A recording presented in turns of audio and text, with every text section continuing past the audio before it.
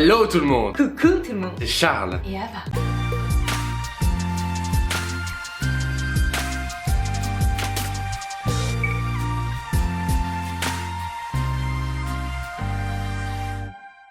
Aujourd'hui, hyper particulier. On dit très souvent que la vidéo est particulière. Mais c'est Là, le cas.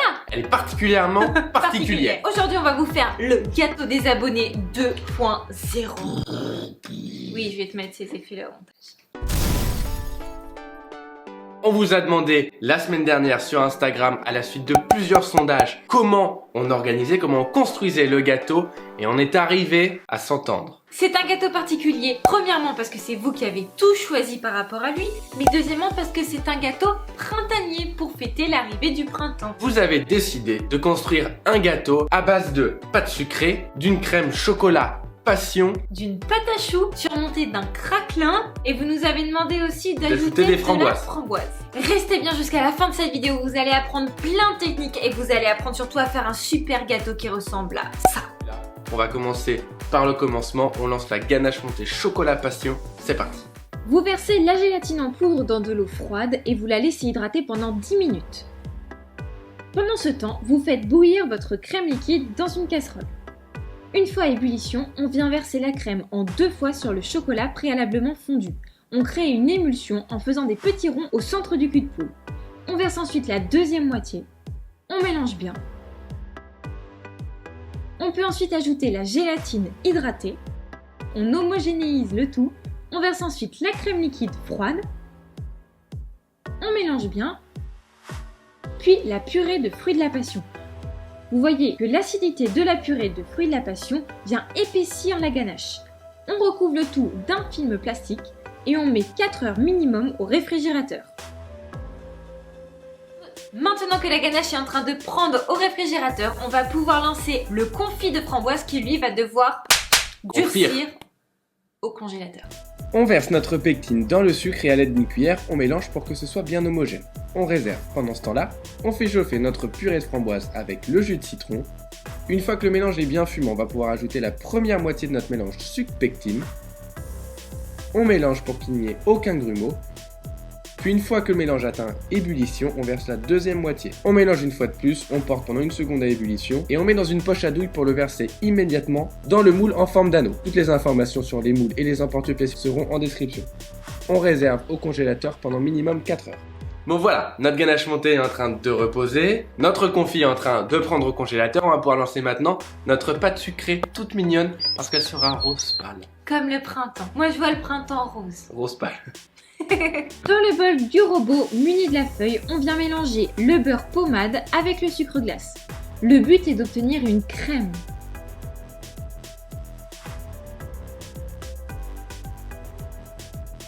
On vient ajouter le mélange poudre de vanille et fleur de sel. Et une fois qu'on obtient une belle crème, on ajoute la poudre d'amande.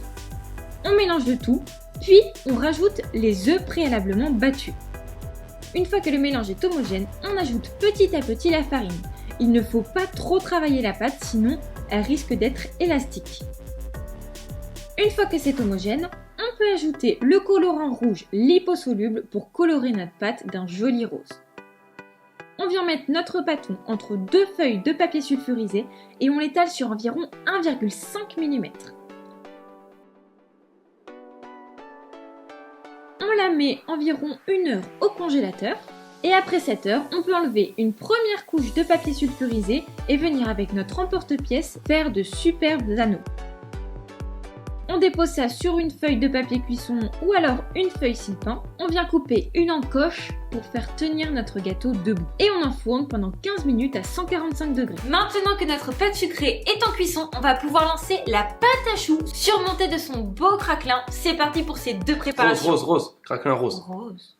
Pardon. Vous mettez de la farine sur votre beurre pommade et vous ajoutez le sucre cassonade. On ajoute une petite pincée de fleur de sel, un peu de colorant liposoluble rouge et on mélange du bout des doigts jusqu'à obtenir une pâte bien homogène. Une fois que c'est fait, on va la déposer entre 2 feuilles de papier sulfurisé et à l'aide d'un rouleau à pâtisserie, on va l'étaler sur 2 mm d'épaisseur. Et si vous arrivez à faire la forme de la France comme je vais réussir à le faire, c'est bonus. On est sûr que le gâteau tiendra debout. On enlève la feuille, on emporte-pièce à l'aide d'un petit emporte-pièce de 2 cm de diamètre. On fait plein de petits ronds et on réserve au congélateur pour 30 minutes. Pour la pâte à choux, on met le beurre, l'eau, le lait et le sel, désolé pour le petit floutage, dans une casserole. Et on fait chauffer à feu moyen jusqu'à ce que le beurre fonde et jusqu'à ce que le mélange soit porté à ébullition. Une fois que ça bout, on coupe le feu et on ajoute la farine en une fois. On mélange bien et une fois que c'est homogène, on remet un feu moyen pour dessécher la pâte. Et on attend que la pâte se décolle facilement des parois de la casserole. Une fois que c'est fait, on la dépose dans le bol du robot muni de la feuille et on va la mélanger à vitesse moyenne en ajoutant petit à petit les œufs. Dès qu'on ajoute les œufs, on voit que le mélange tranche puis se relisse. Une fois que ça se relisse, on ajoute les œufs. On insère les œufs de cette manière en 4 fois minimum. Une fois que la pâte à choux est terminée, on vérifie qu'elle fait une jolie vague qui retombe tranquillement et on sait qu'elle est prête. On peut pocher des choux d'environ 2 cm maximum de diamètre.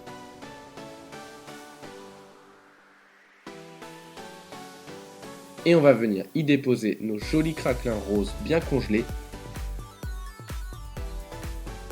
On va pouvoir enfourner le tout pendant 15 minutes à 180 degrés, suivi de 5 minutes à 160.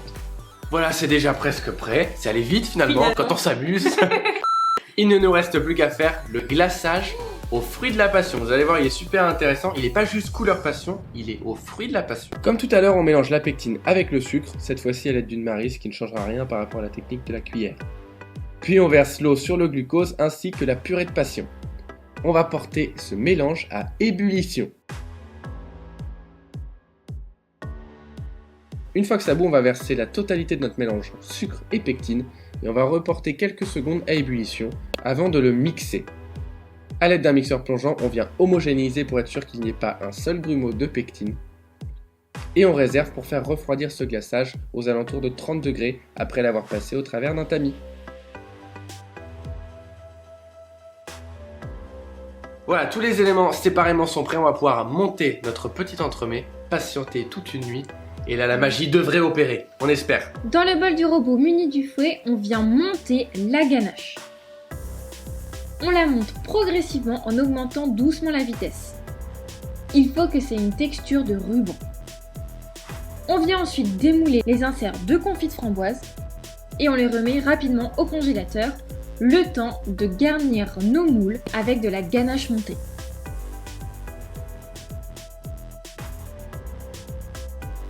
On ajoute ensuite notre insert de confit de framboise, on l'enfonce un petit peu et on revient mettre une couche de ganache montée.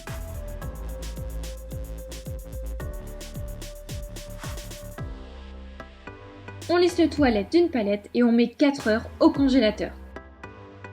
Voilà, notre entremets est béton. On va pouvoir le glacer, y mettre les pâtes sucrées, garnir nos choux et venir décorer tout ça. Ça va juste être somptueux. Restez bien assis dans votre fauteuil. Le suspense par Charles. Ensuite, il ne nous reste presque plus qu'à fourrer nos choux avec de la mousse chocolat passion. Glacer à l'aide du glaçage qu'on utilise à 30 degrés environ après l'avoir mis dans une poche à douille. On lisse bien avec la spatule et on vient le déposer sur un premier disque de pâte sucrée avant de déposer un deuxième par-dessus. A l'aide du glaçage, on vient coller 5 choux, on redresse, on dépose une jolie framboise en plein milieu et c'est parti pour la découpe. C'est beau. Est-ce qu'on va voir l'insert de confit de framboise? Waouh, Oui. regardez comme c'est beau! Vous pouvez faire un gâteau comme ça. Bon, nous on peut le manger par contre. Alors, qu'est-ce que vous en pensez visuellement? On voit bien le confit à l'intérieur. Framboise, passion, chocolat au lait, du croustillant, du moelleux. Moi j'ai pris ma petite framboise pour aller avec. Attention, Ah, est-ce que la magie gustative est aussi... moi. Est-ce que la magie gustative va opérer? Déjà là je me croirais au printemps. Alors vous nous direz, certes c'est le printemps à Tahiti, fruit de la passion ça pousse pas dans tous les jardins dans le coin, mais c'est quand même hyper bon ce truc. Ah c'est délicieux. C'est délicieux. C'est frais, je sais pas si vous êtes des adeptes du fruit de la passion, mais ça rapporte du pep, ça rapporte une acidité qui est assez incroyable. Mais c'est bien balancé avec le chocolat, c'est pas trop acide. Et moi je trouve ça quand même impressionnant parce qu'on est des milliers à voter et j'exagère pas les chiffres, c'est vraiment un très très gros chiffre qui vote tous les jours et on arrive à tous s'entendre pour faire un gâteau comme ça, je trouve ça incroyable. C'est mignon, hein? En tout cas, merci à vous et bravo. J'espère que vous êtes fiers de vous. Nous, on est super fiers des choix que vous avez fait. Vous avez créé un gâteau de ouf. Ouais. Refaites-le chez vous. C'est votre gâteau déjà, c'est une honte qu'on l'ait testé avant vous. Nous, on est les testeurs officiels, on se dévoue. C'est vraiment délicieux.